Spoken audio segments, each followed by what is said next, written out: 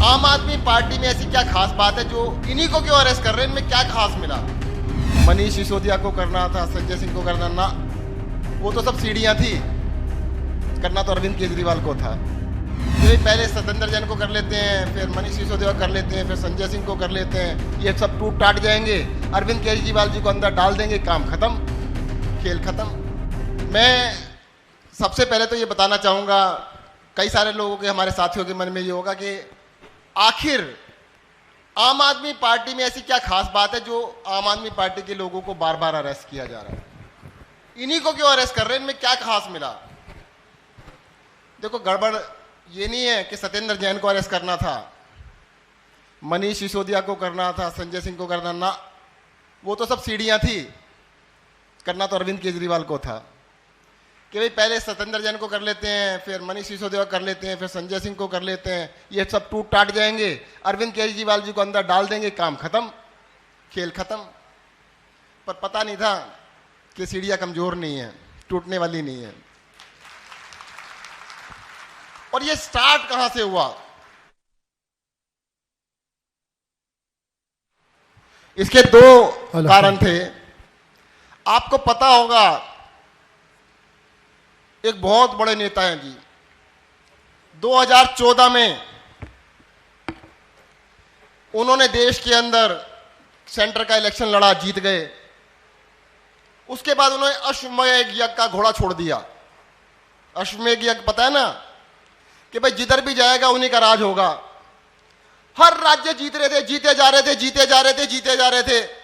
भाई साहब, वो घोड़ा दिल्ली भी आ गया, अरविंद केजरीवाल जी ने पकड़ लिया और 70 में से 67 कहते हैं ये बेड़ा गर्क हो गया।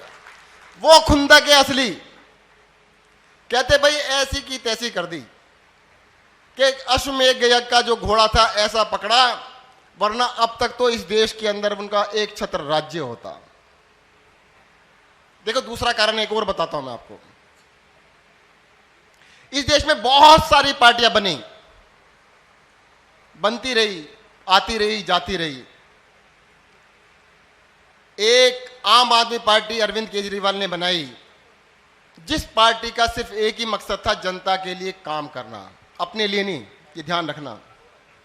अपना छोड़ के आए थे, अपने कैरियर को बढ़ाने के लिए नहीं आए।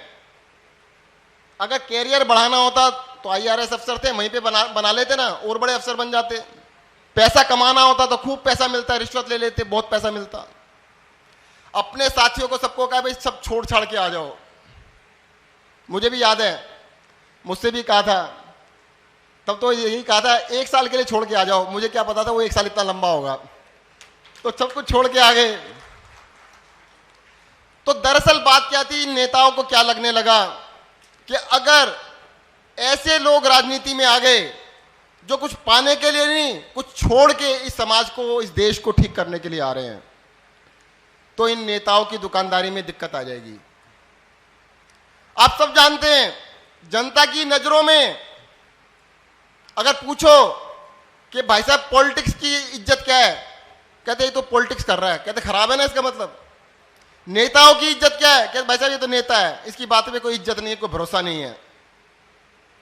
तो इन लोगों ने सबसे पहले क्या किया कि किसी भी तरीके से इस पार्टी को डराया जाए लोगों को कि भाई साहब केजरीवाल जी के साथ मत जुड़ जाना, गड़बड़ है, तुम्हें सबको अंदर कर देंगे।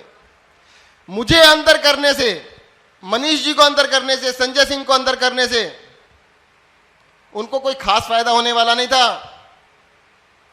फायदा होता अरविंद केजरीवाल जी को अंदर करने से और अंदर रखने से, या आप सबको डराने से। आप सबको पता होगा, मेरी सर्जरी हुई थी, मैं अस्पताल में था। हॉस्पिटल के 5 डॉक्टर्स, बड़े बड़े डॉक्टर्स खड़े थे मेरे साथ। कहने लगे जैन साहब हम आपको सब जानते हैं, अच्छी तरह जानते हैं, समझ नहीं आया आपको क्यों अरेस्ट कर लिया, कोई कारण समझ नहीं आ रहा। मैंने कहा भाई देखो आप इतने बड़े डॉक्टर हो, सारे के सारे मुझे अच्छी तरह जानते हो। कहते हाँ जी जानते हैं। मैंने मन में इच्छा तो हुई होगी ना कि हम भी इलेक्शन लड़ लें। कहते हाँ जी।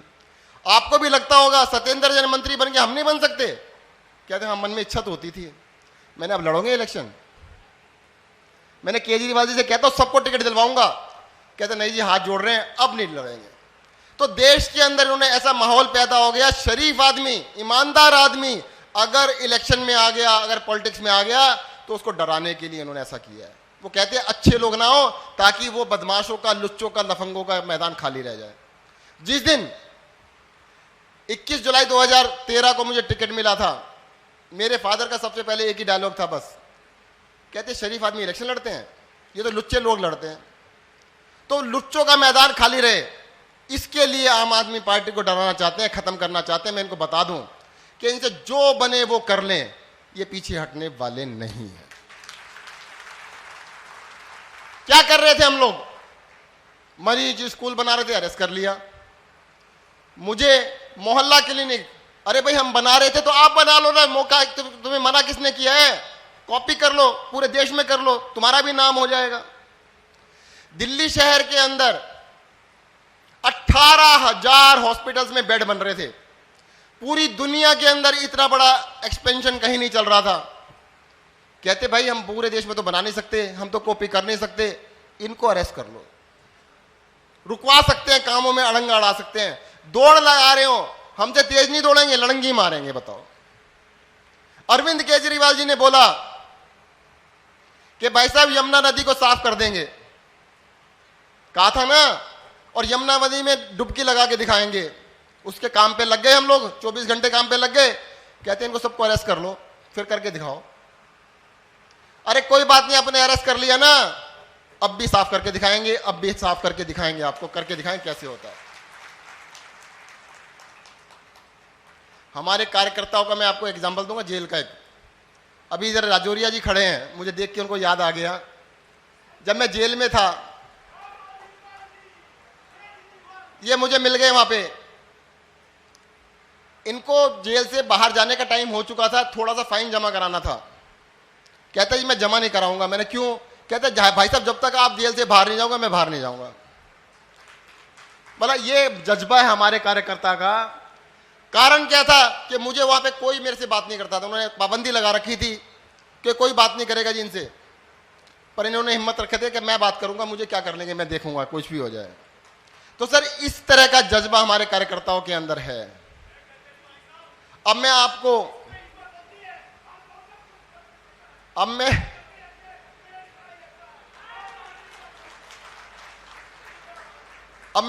अरविंद केजरीवाल मॉडल की एक दो छोटी छोटी चीजें बताऊंगा जिससे ये बहुत परेशान है।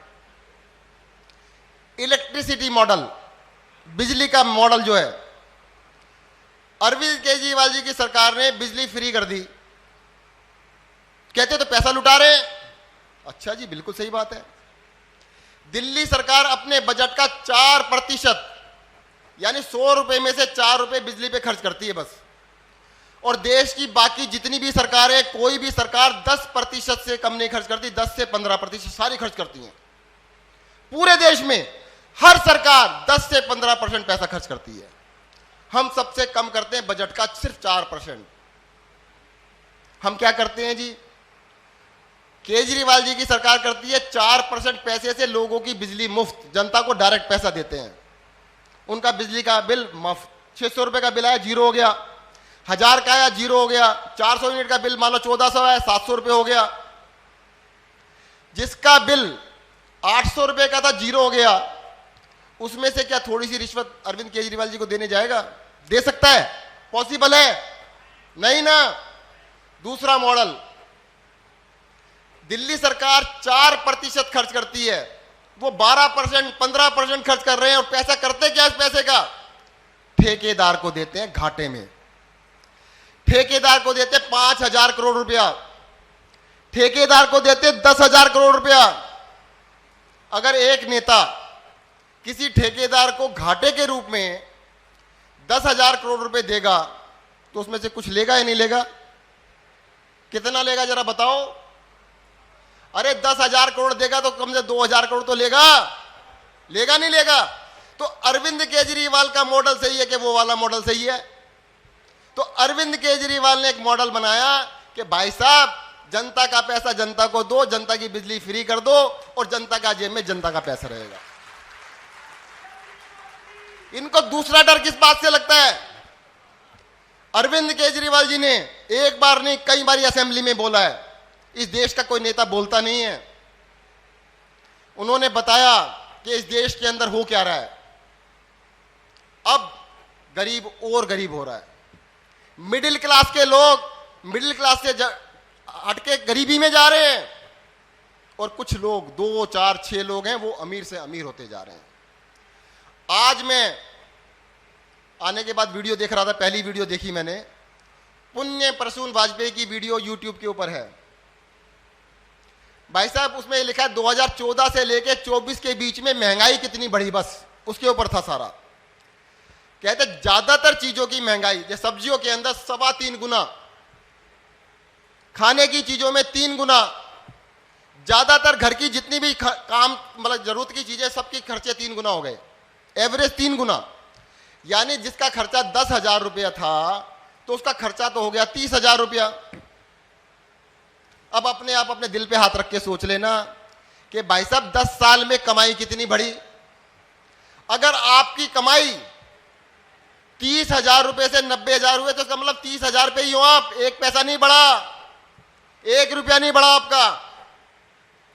जो भी बढ़ा सारा उसका बढ़ा जो बड़े बड़े नेता इनके दोस्त बैठे हैं, सारा का सारा पैसा जनता की जेबों से निकाल के कुछ चंद लोगों की जेब में लेके जा रहे हैं, जिसके खिलाफ अरविंद केजरीवाल लड़ रहे हैं, और यही बात जनता को समझा रहे हैं। इसके लिए उनको सबसे ज्यादा दर्द है। एक छोटी सी बात और बताऊंगा मैं आपको। हिंदुस्तान में प्रति व्यक्ति आय एक आदमी की इनकम कितनी होती है? वो है 2,30,000 रुपए महीना। कितनी है? 2,30,000 रुपए महीना। अगर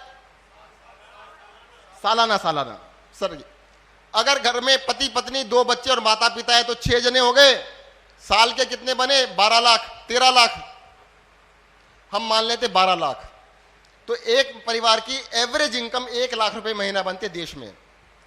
1 लाख में से भाई साहब 50,000 रुपए आप अपने दोस्तों में दे दो, बड़े बड़े लोगों को दे दो, तो 50,000 तो मिलने चाहिए। मिलते किसने हैं? सोच लो अपने दिल पे हाथ लगा के। अरे भाई 75,000 अपने दोस्तों में दे दो, 25,000 तो सबसे गरीब को मिलने चाहिए, नहीं मिलने चाहिए। सिर्फ ये चल रहा है जिसके खिलाफ अरविंद केजरीवाल आवाज उठा रहे हैं, और इसकी वजह से उनके ऊपर सबसे बड़ा वार हो रहा है, जिसकी वजह से आम आदमी पार्टी के पीछे पड़े हुए हैं और ये आम आदमी पार्टी को खत्म करना चाहते हैं।